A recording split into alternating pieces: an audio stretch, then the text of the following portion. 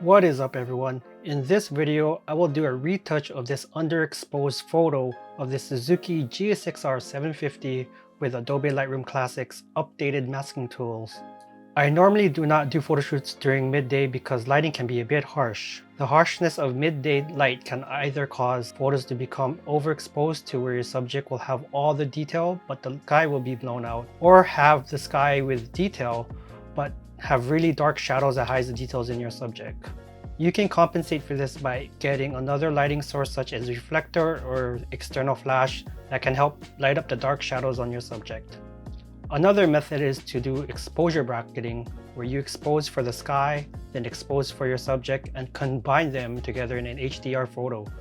You will need to carry a tripod around with you for this. I, however, do not carry reflectors, an external flash, or a tripod most of the time with me since I like to ride to my shoots and I like to travel light. Fortunately for me, I do have a pretty powerful camera that has great dynamic range so I can recover shadows.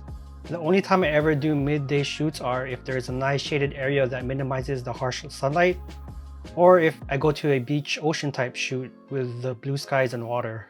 In this photo, I mainly expose for the sky because it's a bit easier to recover shadows on the bike than an overexposed sky. I've edited this photo about 5 times now, testing out how I would edit with the new Lightroom masking tools. All the masking tools are located right below the histogram.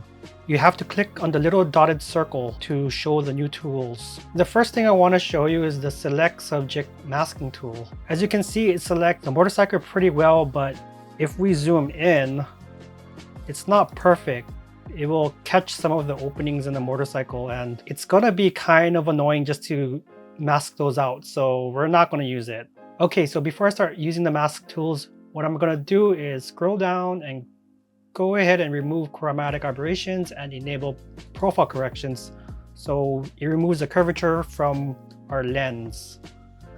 Next thing I'm gonna do is go ahead and try to make the horizon a bit center. So I think that looks fine right here. Now let's go into our masks and let's select the sky.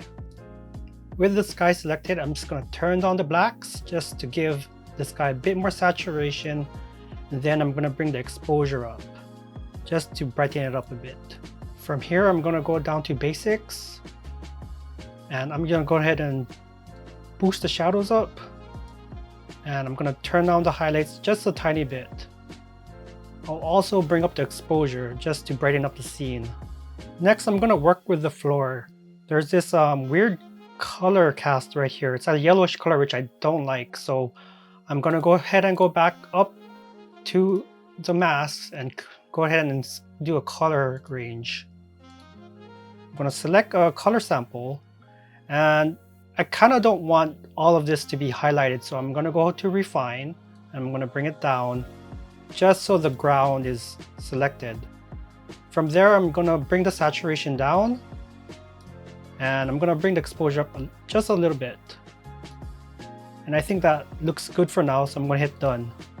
There's also another weird color cast over here, so I'm just going ahead and do the same thing. I'm going to create a new mask. I'm going to hit color range and sample this right here, and then I'm going to head and bring down the shadows, or saturation rather. And then I'm going to bring up the exposure, which is a little too much, so I'm just going to leave it as is. From here on out, I'm just going to go ahead and just touch up the colors. So I want to highlight and make the reds of this bike look a bit brighter and more saturation. So I'm just going to bring that up, bring the luminance up right here. And then next thing I'm going to do is kind of bring the saturation of the blues a little up. So I'll bring that up.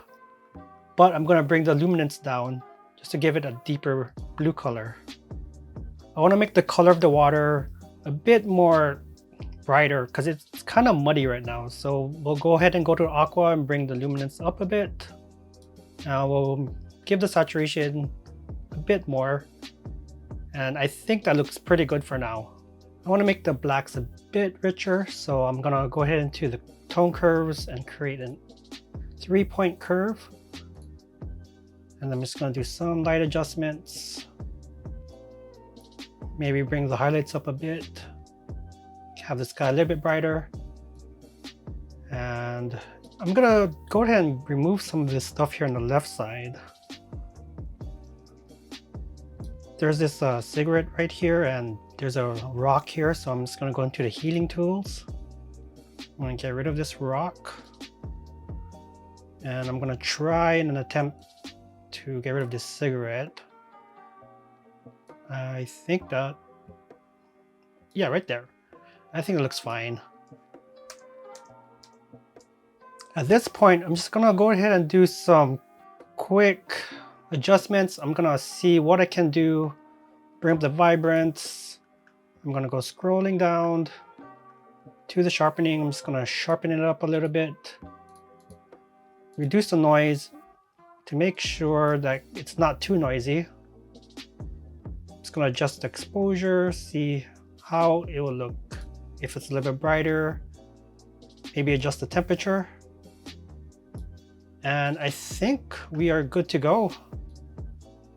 Okay, let's go ahead and see a before and after. As you can see, it was a drastic change. Adding the new masks and using the new mask tools, it did help the image a lot, especially with the sky.